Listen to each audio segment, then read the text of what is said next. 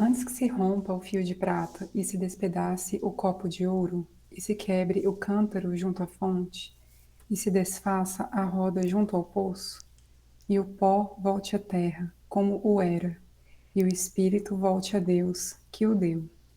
Eclesiastes, capítulo 12, versículos 6 e 7. Pelo texto acima citado, fica o leitor obrigado a usar a sua honestidade, no sentido de que a sua razão possa falar mais alto, para que o coração escute na sua maior sensibilidade espiritual. O rei Salomão, quando já idoso, passou a intercalar sua excelente sabedoria, colhida na esteira de variadas reencarnações, em processos de inúmeros fatores, com os sentimentos. O tempo lhe ensinou que o verdadeiro sábio somente pode voar para as alturas com duas asas: conhecimento e amor.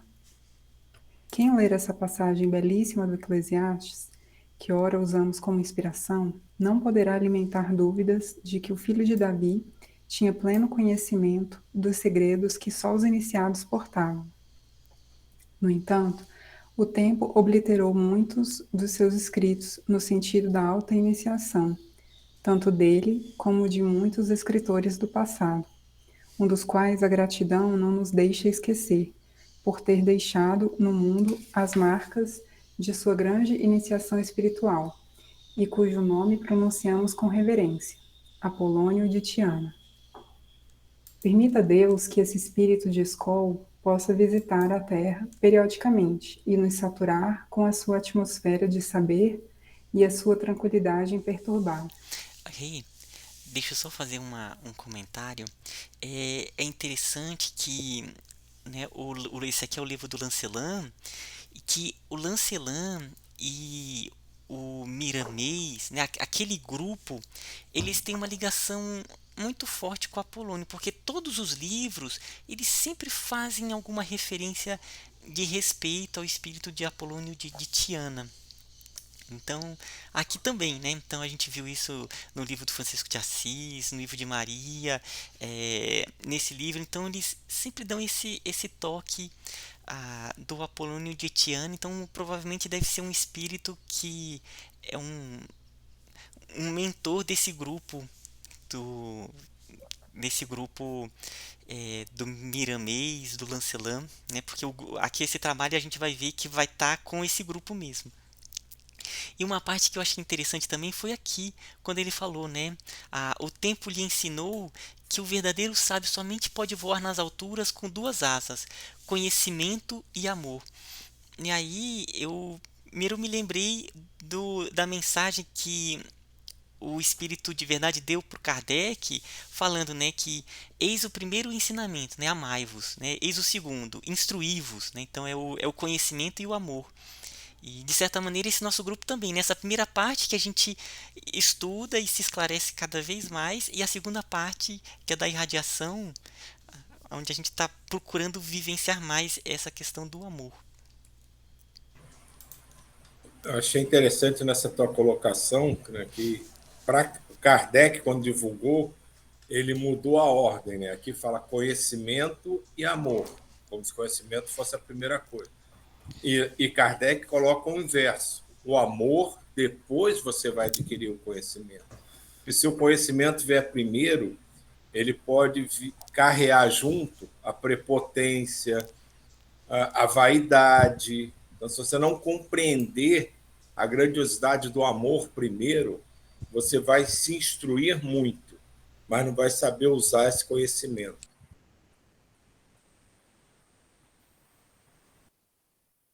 Continua? Salomão tinha plena consciência de que a vida continua depois do túmulo, e ainda descreve os corpos, ou alguns deles, de maneira extraordinária.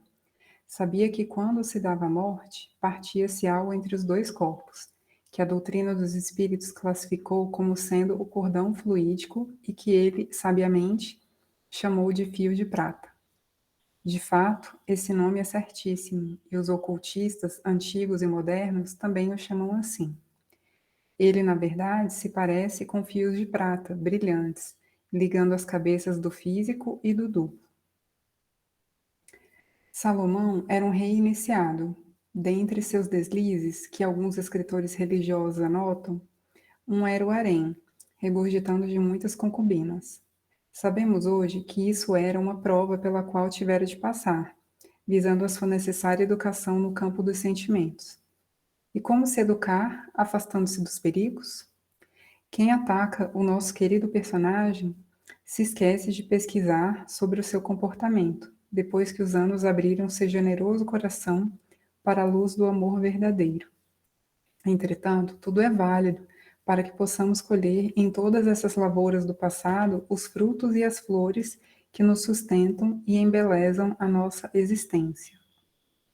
E ainda mais, nos deliciamos com o perfume do Cristo em tudo o que se mostra ante a natureza, pródiga e benfeitora. As leis espirituais nos garantem que ninguém recebe o que não merece. Tudo o que vem ao nosso encontro é exatamente o que buscamos em nossas necessidades evolutivas. Por vezes, nosso pensamento imediato é de que sofremos sem sentido ou que não merecemos. Quanto nos enganamos, porém. Repetimos, tudo vem a seu tempo e são lições abençoadas a que nos fazem crer com mais firmeza e nos adiantar com mais segurança. As leis de Deus são irremovíveis e inalteráveis. Nós outros é que as compreendemos e as sentimos de acordo com a nossa capacidade, peculiar ao estado em que nos encontramos, na escala a qual pertencemos. A humanidade sempre recebeu o que deveria receber. Para tanto, existem grandes mestres da espiritualidade maior vigiando as criaturas da Terra, com muito amor, porém sem esquecer a energia no momento preciso, como sendo também amor em outra faixa educativa. E esses sensores espirituais somente deixam passar para os homens os ensinamentos que dizem respeito às suas mais urgentes necessidades. No entanto, a justiça se faz em alta expressão, de modo que quem precisa de mais luz recebe essa luz que se faz presente, utilizando a capacidade do próprio indivíduo. O homem do presente pode atingir alto grau de evolução espiritual quando na carne, dependendo em grande parte da sua boa vontade em se educar, em usar a teoria juntamente com a prática em todos os momentos da vida. Se pudesses aquilatar o esforço gigantesco que fez o rei Salomão nos seus 10 últimos anos de existência terrena, visando a educação da sua personalidade, a metamorfose que se operou no seu mundo íntimo causou espanto até aos mestres que com ele conviviam, em altas vibrações de amor e paz. Deixa eu só fazer um comentário. Foi tão interessante essa parte final aqui, quando ele fala aqui, né? Se pudesses aquilatar o esforço gigantesco que fez o rei Salomão nos seus 10 últimos anos de existência terrena, visando a educação de sua personalidade. A metamorfose que se operou no seu mundo íntimo causou espanto até aos mestres que com ele conviviam, em altas vibrações de paz e amor. Então é muito bacana porque ele subestimou até os mestres que estavam com ele, né? Então isso serve pra gente também, no sentido da gente aproveitar bem a reencarnação no máximo potencial, né? No sentido de que chegar do outro lado como né, a gente fala assim, ó, eu lutei o bom combate, né? Realmente fiz todo o esforço possível na melhoria interna, na busca, né, por realmente ser um instrumento do mundo maior. E esse pedaço que Renata leu agora, ele é muito relacionado com a evolução da própria humanidade. Né? Quando ela começou lá que ninguém recebe nada além do que merece, isso é muito, muito profundo. Porque as pessoas querem sempre o melhor, mas elas querem o melhor sem fazer por onde, elas só querem receber o melhor. Mas a contraparte, muitas vezes, não existe. E isso ainda é um aspecto muito difícil de lidar na humanidade. Né? Como eu posso receber uma coisa que é negativa e aceitar que eu mereço aquilo? Porque eu não construí adequadamente o meu caminho para poder ter uma opção de um caminho melhor.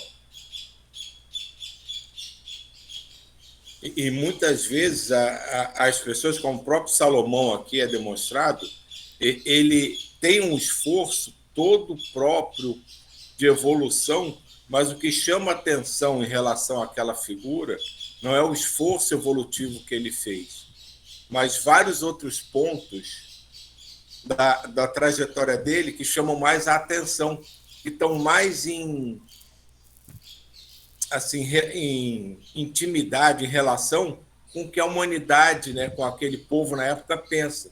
Então eles sintonizam mais com alguns pontos que não são nem os maiores e mais importantes, mas não veem os outros, que é o esforço, o crescimento de conhecimento, de amor, de evolução que ele tem.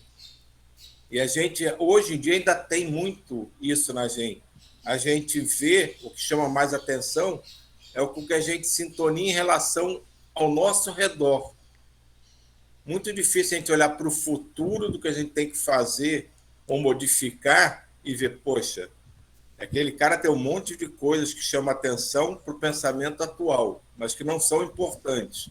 Mas tem outras coisas que ele faz que ninguém liga, que ele vai recolher grandes frutos no futuro. E é isso que eu tenho que prestar atenção, é isso que eu deveria copiar.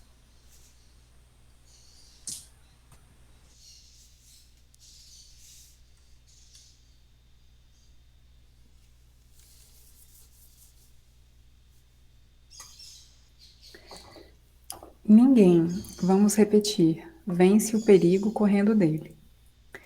Busquemos a reconciliação com nossos inimigos, seguindo a orientação do apóstolo Pedro, nesta curta, porém luminosa frase. Granjeai, amigos, por serdes todos irmãos, herdeiros do Pai Celestial. O tema que escolhemos, viagem astral, é certamente para colocar esse assunto em evidência nos meios que cultivam o espiritualismo, no seio daqueles que já buscam os ensinamentos do Cristo com o coração e sabem usar a inteligência para enriquecê-los nos bastidores da palavra. Estes ensinamentos são um ponto de partida para as viagens astrais. Sabemos que tal assunto não é acessível no momento a todas as criaturas. Dizemos que todos carregam os dons espirituais em estado de sono, depositados no coração e na mente pelo poder de Deus. Entre mentes, podemos fazer alguma coisa para que essas sementes divinas possam desabrochar com maior vigor e mais depressa, se fizermos a nossa parte. Não tentes fazer viagens astrais sem os devidos conhecimentos dos perigos que possam ocorrer. É de bom senso procurar um instrutor consciencioso neste campo imerso da ciência universal e valiosa, pessoa confirmada pelas experiências e pela vida que leva no seio da sociedade, de conduta irrepreensível, pensamentos retos, exemplificação como homem de bem, de que o amor e a caridade sejam a capa nas lides de cada dia. Nunca penses que não existe tal pessoa, porque ainda não atingiste esses estados espirituais. Nunca penses assim, meu irmão, para que não se fechem as portas invisíveis, tornando difícil o encontro com esses irmãos onde eles se encontram, no silêncio da humildade e do saber. Estamos no fim dos tempos do mal. É bom que se compreenda a grande transformação nestes termos, e não como o fim do mundo físico. Os clarins já estão tocando em busca das ovelhas escolhidas pelo Senhor para o grande vestibular da verdade. Reveste-te de coragem e avança decididamente com Cristo no coração, e acima de tudo, na vida, pois dessa forma abrir-se-á à tua frente uma lavoura deslumbrante, onde poderás trabalhar na descoberta de ti mesmo. E com o decorrer do tempo, o sol haverá de nascer no horizonte do teu mundo individual, para jamais se apagar. Dá os primeiros passos, trabalhando com os pensamentos e com as mãos, ajudando os caídos com a palavra de estímulo aos desventurados, com pão ao faminto, com as vestes aos que sentem frio e nudez. Que a inspiração maior servirá de ti como instrumento para outros labores de maior alcance, em zonas ou regiões nunca antes percebidas. Faze alguma coisa, meu filho, antes que se rompa o fio de prata, antes que chegue o dia da tua mudança para a pátria dos espíritos, livre da matéria mais grosseira. Aproveita as oportunidades que te foram dadas por Deus de te engrandecer diante da eternidade e cumpre os compromissos assumidos durante os preparativos para reencarnar na Terra, antes que se despedace o copo de ouro. Ele é ouro divino em tuas mãos humanas. Aproveita o bem à medida que o teu coração ditar, com a consciência desperta em Jesus Cristo. Rei, também deixa eu só fazer um comentário.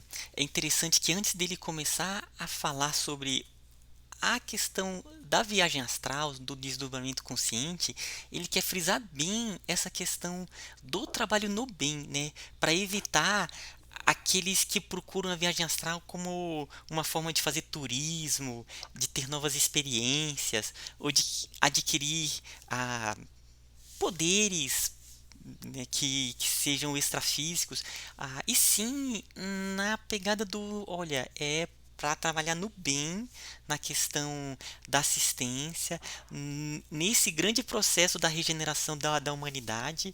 Então, ele vai frisar bastante. E esse livro, como é um livro que é descritivo, eles vão contar as experiências com os encarnados, então ele vai estar sempre frisando nessa tecla, no sentido de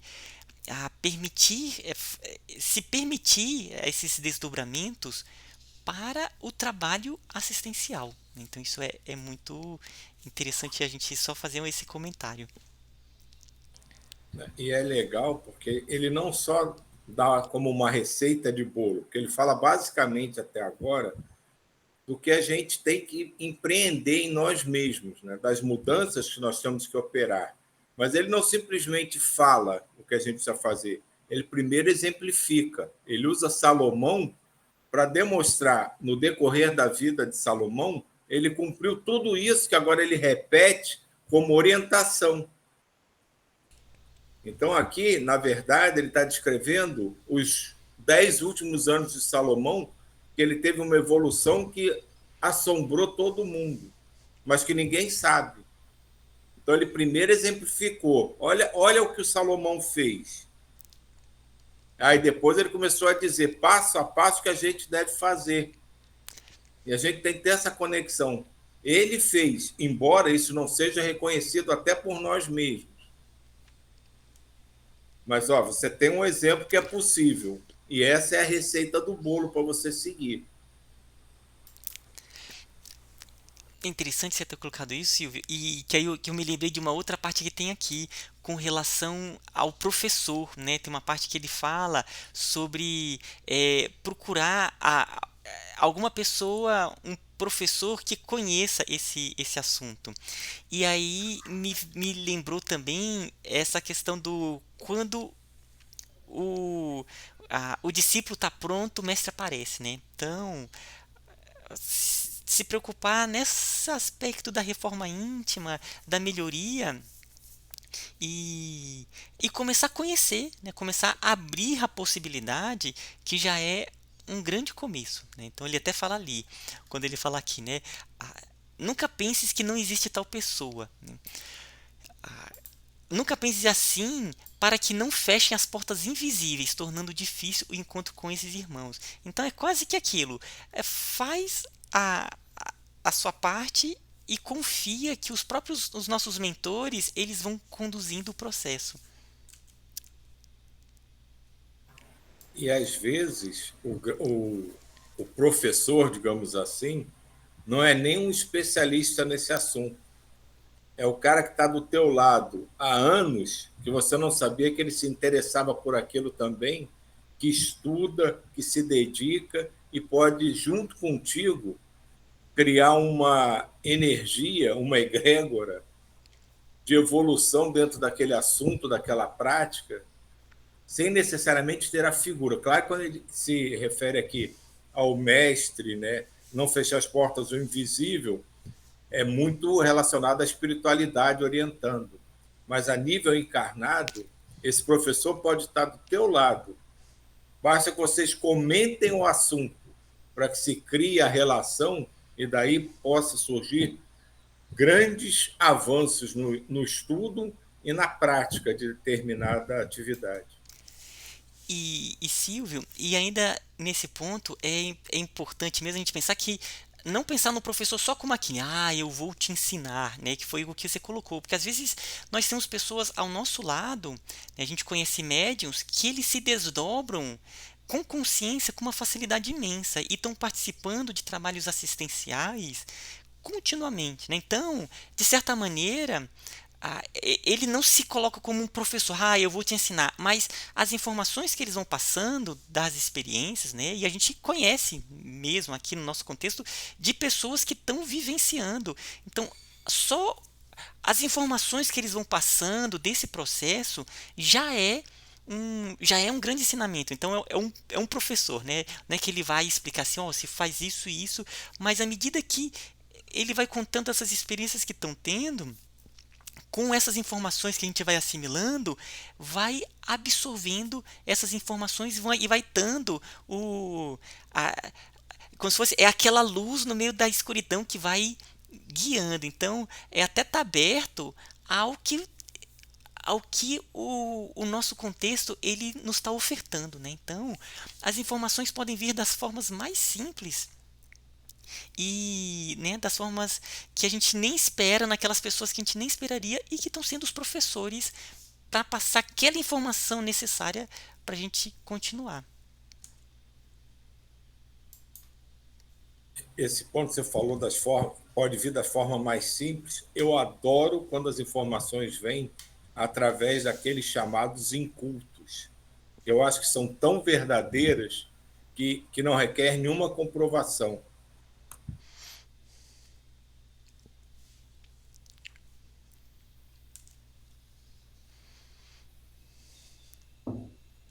Continua. Não permitas que se quebre o cântaro junto à fonte, o cântaro dos teus ideais no bem, junto à fonte da tua existência. Certamente terás outra que, no entanto, poderá te custar muitos sacrifícios e, quem sabe, muitos séculos de espera.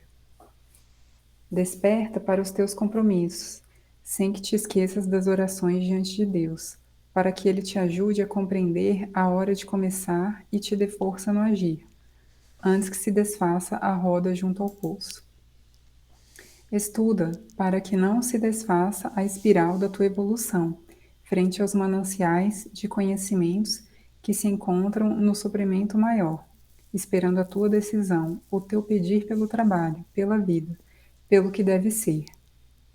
Empenha-te para que o pó volte à terra como era e o espírito volte a Deus, que o deu, com a tranquilidade de ter feito o melhor que pôde. Pensa um pouco, companheiro da eternidade, e deixa cair as escamas que cegam teus olhos. Começa a trabalhar, mas a trabalhar dentro de ti em primeiro lugar, porque o maior campo de trabalho não está fora de nós. O maior inimigo a ser vencido é o conjunto de forças negativas geradas dentro de nós, com variados nomes, que todos identificamos em nossas intimidades diárias. Compenetra-te no que fazer da tua vida e faze o bem. Não faças da oração um vício para não desmerecê-la. Escolhe as horas que melhor te agradarem e confia na sua eficácia. Reveste-te de amor, para que Deus possa te dar a chave da alegria pura e fazer da tua palavra um poço, onde todos que te encontrem ou convivam contigo possam sorver a paz e o equilíbrio, sem que se esgotem os teus recursos. Nunca percas a oportunidade de ajudar, onde quer que seja. O sol, na sua missão de servir, sempre está aceso.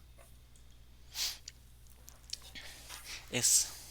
Eu acho essa parte, não transforme a oração num vício para não desmerecê-la, fantástico. Porque as pessoas começam a sentir o início da modificação, então acho que sem se dedicar a rezar o tempo inteiro e falar com Deus, com Maria, com José, com todo mundo o tempo inteiro, tem que estar cercado. E a coisa acaba ficando tão sobrecarregada que começa a atrapalhar. Então, para fazer só quando você sentir a necessidade realmente, você sentir-se envolvido no ambiente, na vibração, e principalmente, né, não transformar as orações num eterno petitório. Né? E a maioria das pessoas que eu conheço, elas usam a oração para pedir, raramente agradecer, mas nunca para se oferecer. Ó, eu estou aqui, tem alguma coisa para eu fazer? E um ponto aqui sobre esse aspecto da oração, mas que ele fala aqui também, né, do reveste-se de amor, e aí termina com isso, né, o sol na sua missão de servir sempre está aceso. Então, a questão do amor, de estar irradiando, você está trabalhando naquela sensação de amor, né? Falando aqui como o sol que tá nessa irradiação, e isso é algo que a gente deve cada vez mais trabalhar por ser constante, né? Então, no trabalho, com as pessoas, né? Com os filhos, com os amigos, enfim, no que estiver fazendo, naquela, está pleno naquele trabalho, em profundo amor, né? Como o sol que está sempre aceso.